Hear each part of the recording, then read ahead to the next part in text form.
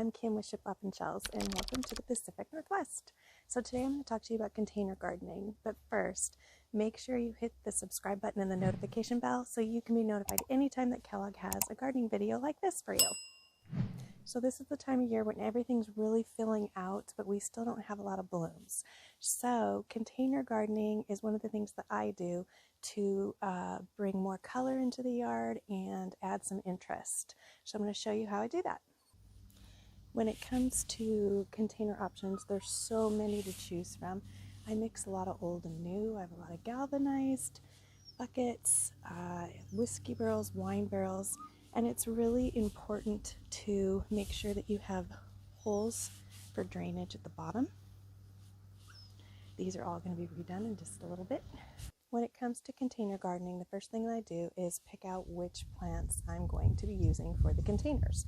So the rule of thumb is to use a thriller, a filler, and a spiller.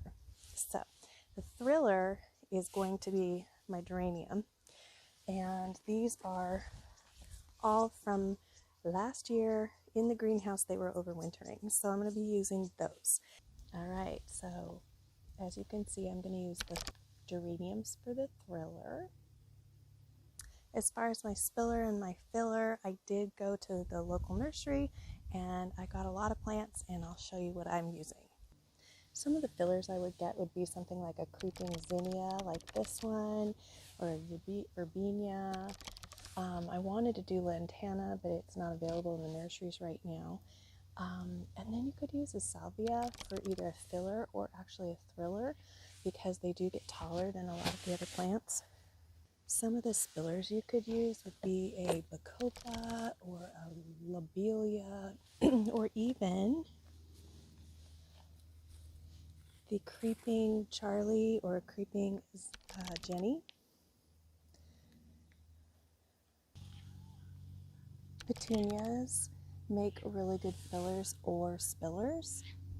So if you're starting from scratch, you're going to obviously put the potting soil in.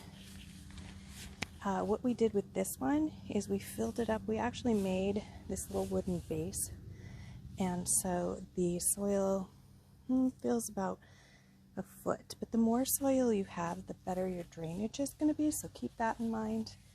The other thing to remember is that everything needs drainage holes. So everything here, the base and the bottom of this barrel, everything has drainage holes. Now there's a myth out there, and they say that you should have gravel or something like that at the bottom before you put your dirt in. Everything I've read says it's just a myth, and that it actually could be a disadvantage because the water could get blocked by the rocks and the gravel. So I'm taking the violas out just because they do really well in the fall and the spring, but they do not do well with the heat. And we have direct sun here. It gets very, very hot. So we're going to take these out. I'm going to try to transplant them and save them, and then put them back in the pots in the fall. But right now we're going to take these out. A thriller is a plant that has the height, and it's basically the attention getter of the entire container. It serves as the framework for the entire arrangement.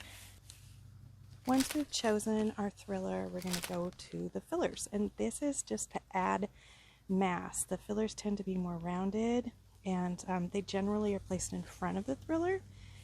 As you can see, they're generally put in the back of the container, or if you're going to have a container that you can see all sides, it's going to go mostly more in the center, and these will be around it. But for these purposes right here, nobody's going to see the back of it, so we're going to put it in the back, and then we're going to fill it in the front. Okay, so these are the ones I've chosen. I've chosen a creeping zinnia and a dianthus and a verbena. And again, I have a lot of other stuff, so I'm going to play with it and see how it goes. This is just kind of to decide at first what I want to do. I'm looking at the colors, and I feel like I have too much of the fuchsia. Maybe I need more of the yellow or the purples. I think I'm going to put some whites for the spiller. So I've decided this is a little too much pink. I like that one. I'm going to take this out and use it for something else, or maybe I'll put it over here. We'll see when we get started. I like the white kind of mixed in. And again, I'm just placing these. I'll kind of make more of a decision when I'm done here. And then I'm using a Bacopa and a Creeping Charlie for the spiller. Especially with a barrel like this, you really want height and you really want the trailing.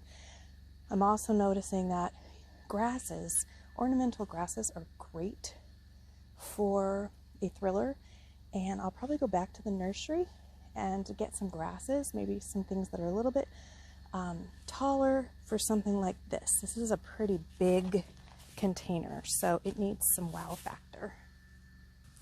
So a spiller is basically the anchor for the container. It's the last thing that you'll plant, and it's basically anything that tumbles or flows out of the pot.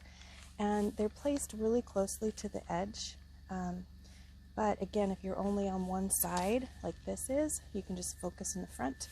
But if you have something that you can see on all sides, you're going to want to put the spillers all the way around. Okay, so I'm working on my first one. I'm going to take all the excess dirt out.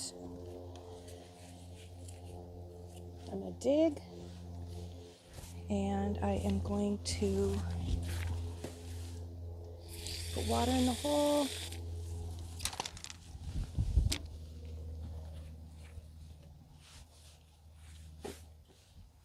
Make sure if it's a new plant that you break up the roots. You don't want it to become root bound.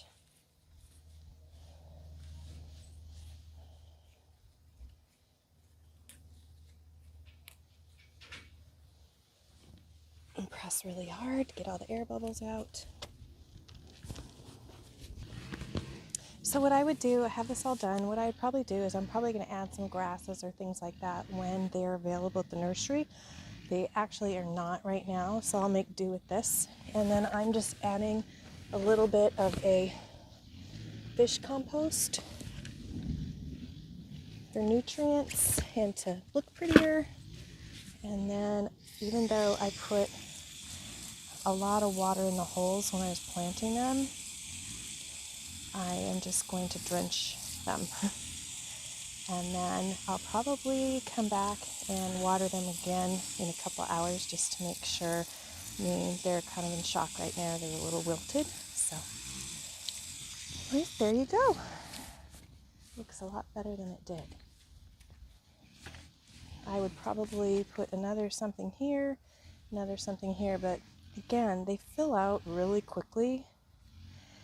Don't be deceived. Make sure that you check your heights, how tall they're going to go, because you might be surprised. You might have overdone it. But I tend to go a little bit on the heavy side. I don't really follow the spacing measurements. When it comes to containers, I can always take something out and transplant it. If you'd like to see more gardening videos like this, make sure you hit the subscribe button and the notification bell.